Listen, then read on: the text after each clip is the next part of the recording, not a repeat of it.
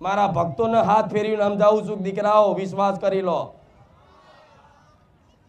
તમારે જેટલું ભજન ભક્તિ હશે ને જીવનમાં એટલા જ તમે સુખી થવાના હશો.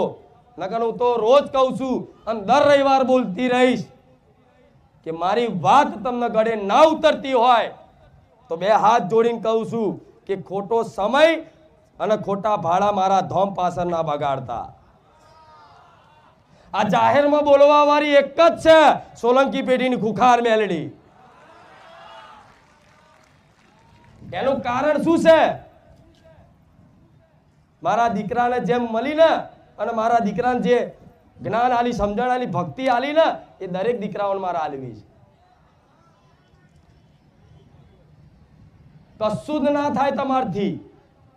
મોનું શું તમે બોનું કાઢો છો ને, ભક્તિ જ કરવી પણ ભક્તિ નહીં થતી.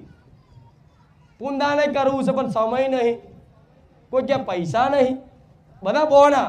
આજના કળિયુગના કારા માથાના મોનવી એના બોના એવા કરવું બધું છે પણ હારું સમય નહીં મળતો, મન નહીં લાગતું, આ નહીં થતું. તમારી આત્મા કરવાની તો ઈચ્છા કરે છે, ભક્તિ પુનદાન બધું, પણ કરી નહીં શકતા. કરી શકો છો. એનું કારણ શું છે?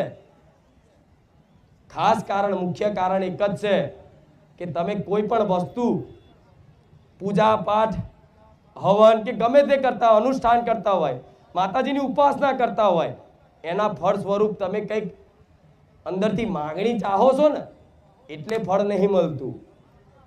પણ હું માતા એવું કહું છું, તમે જે અનુષ્ઠાન કરો એનું ફળ તો મળે, પણ આનાથી કાયમ માટે કોઈ માગણી ના રહે એવું સુખ જોતું હોય ને તો આજે માતાઓ જોડે, ભગવાન જોડે, પોતાની કુળદેવી જોડે માગણી કરવાનું બંધ કરી દેજો. ખાલી એની ભક્તિ કરો અને હું કહું એમ પુનદાન કરો અને હું કહું એમ રામનું નામ ભજી લો અને વર્ષ પછી મળજો મન.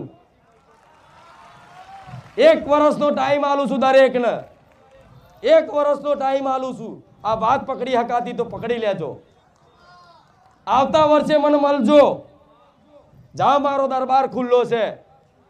આ મારી વાત મોની અને જો કોઈ સ્વીકારી અને મેં જે કીધું એ ચાલુ કરે અને આવતા વર્ષે કોઈ ફળ ના દેખાય ને એ દર જાહેરમાં આવી અને તમે જે કર્યું એનો પુરાવો આલી અને મને માતાને કહેજો કે માં અમે દુખી થઈ ગયા, અમે બરબાદ થઈ ગયા કરવામાં, તો હું મેરડી જાહેરમાં બોલું છું, હું ગાદી બંધ કરી દઈશ.